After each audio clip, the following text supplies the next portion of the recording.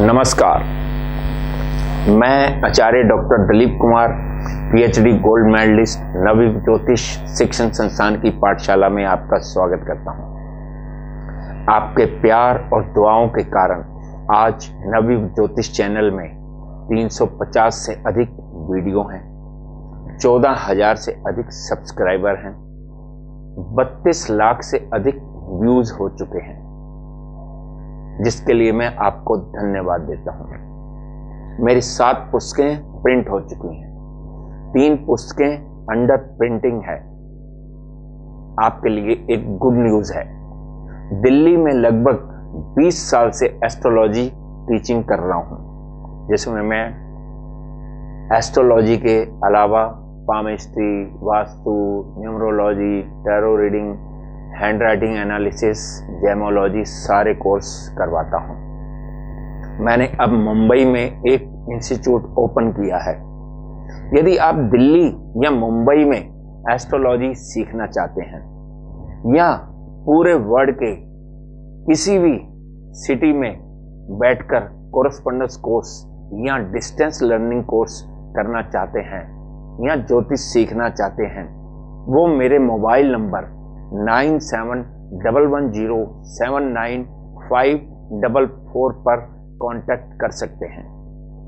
यदि आप अपनी कुंडली का एनालिसिस करवाना चाहते हैं या मेरी बुक्स मंगवाना चाहते हैं तो कंसल्टेंसी फी और कॉस्ट ऑफ बुक्स जमा कराकर बैंक में नीचे दिए लिखे बैंक अकाउंट्स में जमा करा के मेरे से कांटेक्ट कर सकते हैं। नमस्कार।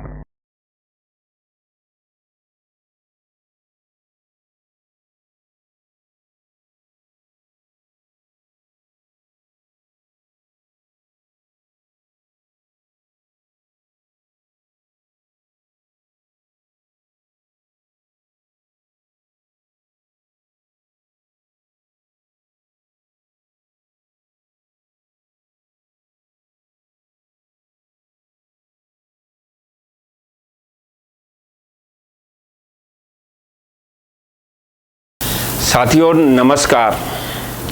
आज आपके क्वेश्चंस वैदिक एस्ट्रोलॉजी पर लाइव रिकॉर्डिंग की जाएगी, लाइव आंसर दिए जाएंगे। जिसको भी जो क्वेश्चन पूछना है वो अपना हाथ खड़ा करके क्वेश्चन पूछ सकता है। अब हमारी स्टार्ट हो रही है recording. Live on the spot question answer दिए जाएंगे। मैं आचार्य राजीव सर से क्वेश्चन पूछना चाहता हूँ कि मीन लगन में अष्टमेश शुक्र हो गया, अगर वो लगन में बैठता और अस्त हो तो उसका क्या फल? मीन लगन में अष्टमेश शुक्र है और वो लगन में उच्च राशि में बैठ जाता है, यानी कि उसकी फल देने की क्षमता बढ़ गई। अष्टमेश अगर फल देने की क्षमता अधिक बढ़ जाए और वो लगन में बैठता है तो हमारे शरीर को नुकसान पहुंचाता है। आपने बोला वो अस्त हो गया, अस्त हो गया तो फल देने की क्षमता कम हो गई, जातक के लिए बहुत अच्छा हो गया, यानी कि उसको तकलीफ कम होगी, नहीं तो उसकी बॉडी की इम्यूनिटी कम हो सकती है, बीमार हो सकता है, रोगी हो सकता है।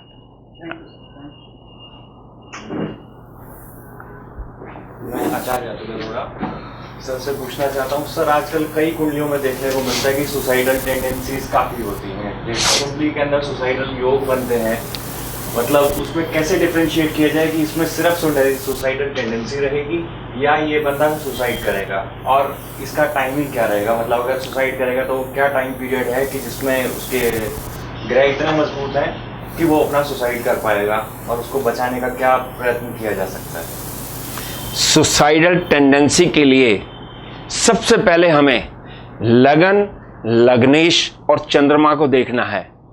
अगर आपका लगन वीक है, कमजोर है, आपकी डिसीजन पावर कमजोर है, चंद्रमा मन का कारक है, अगर वो निर्बली है, पाप पीड़ित है, और 3rd हाउस आपका बहुत स्ट्रांग है, साहस पराक्रम अधिक होने के कारण डिप्रेशन भी हो, डिसीजन पावर भी कम हो, और 3rd हाउस और 3rd लॉर्ड अगर बहुत स्ट्रांग होते हैं तो उनके अंदर डिप्रेशन की वजह से या बीमारी की वजह से, क्योंकि लगन कमज़ोर हो तो बीमारी होती है, बॉडी की इम्यूनिटी कम हो जाती है।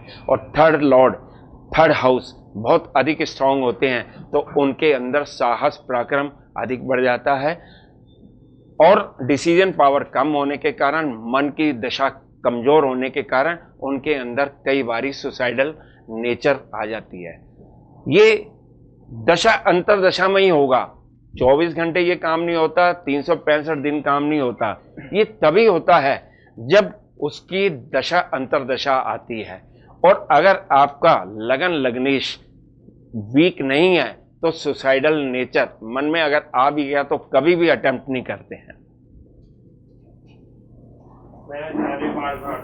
सर मेरा सवाल ये है कि फिल्म इंडस्ट्री, एक्टिंग, मीडिया, ये सब किस भाव से देखा जाता है और कौन कौन से ग्रह हैं जो इस लाइन में लेके आते हैं? फिल्म, टीवी ये दशम भाव से ही देखे जाएंगे। प्रोफेशन सारे दशम भाव से ही देखे जाते हैं, लेकिन इसके लिए ग्रहों में शुक्र का स्ट्रांग होना बहुत जरूरी है। शुक्र टीवी, चलचित्र, फिल्म इनका कारक होता है और राहु भी छाया ग्रह होने के कारण फिल्म का प्रोडक्शन का कारक बन जाता है। इसके लिए 10th हाउस, 10th लॉर्ड शुक्र और राहु इनका स्ट्रांग होना बहुत जरूरी होता है। अगर आपकी कुंडली में शुक्र बहुत स्ट्रांग है, शुभ राशि का है, उच्च का है, केंद्र त्रिकोण में मित्र राशियों में बैठा है, तो उसका इंटरेस्ट ऑटोमेटिकली फिल्म लाइन में या टीवी में चला जाता है। और थर्ड हाउस हॉबीज का भी होता है, थर्ड हाउस भी बीच में इन्वॉल्व होता है।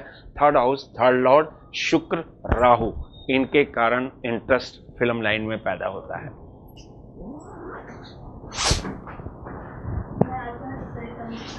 सर मुझे ये जानना है कि किसी की कुंडली में 7th हाउस में ग्रहण योग ही बन रहा है और पिछली दोस्ती बन रहा है, तो क्या उस जातक का हमेशा फादर के साथ रिलेशन खराब ही रहेगा? और वो जो ग्रहण योग है या ये दोनों योग जो है वो कैसे कैसे प्रभावित करते हैं? आपका क्वेश्चन है 7th हाउस में ग्रहण योग।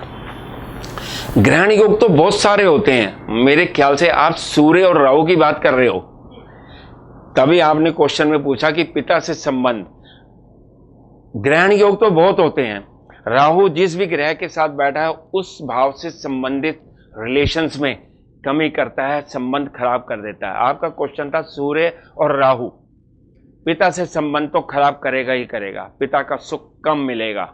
और 7th हाउस में अगर ग्रहण योग बनता है तो वैवाहिक जीवन में भी प्रॉब्लम आती है, क्योंकि सूर्य भी अलगाववादी ग्रह है, राहु भी अलगाववादी ग्रह है। दो अलगाववादी ग्रहों का 7th हाउस में वैवाहिक जीवन के सुख में बैठना सुख में कमी करेगा, 7th हाउस में वो कमी करेगा। और जब उनकी दशा अंतरदशा आएगी तो वो ज्यादा एक्टिव हो जाते हैं, जिसके कारण वैवाहिक जीवन में परेशानी हो जाएगी। नमस्कार सर, मैं आचार्य मधुलिका। मैं नक्षत्रों के ऊपर क्वेश्चन करना चाहूँगी।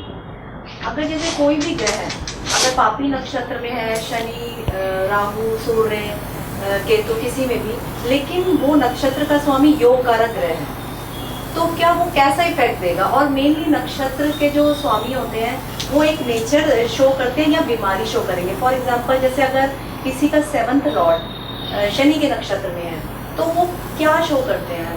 अगर वो योग कारक शनि है तो वो क्या बैड इफेक्ट देगी? मधुलिका जी, आपका क्वेश्चन नक्षत्रों से संबंधित है। D1 में हम सिर्फ देखते हैं कि कौन सा ग्रह किस भाव में किस राशि में बैठा हुआ है, लेकिन जो भी ग्रह जिस नक्षत्र में बैठा होता है उस नक्षत्र के स्वामी का इफेक्ट जरूर आता है हमारे लाइफ में।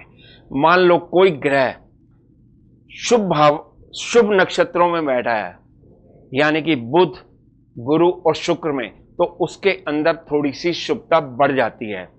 और अगर वो गुरु या शुक्र के नवांश में बैठा हो तो उसे पुष्कर नवांश कहते हैं, यानी कि उसकी अशुभता थोड़ी कम हो जाती है। और कोई भी ग्रह यदि पाप ग्रहों के नक्षत्रों में बैठा होता है, जैसे शनि, केतु, राहु, मंगल, तो उन ग्रहों के शुभ फलों में कमी जरूर आती है।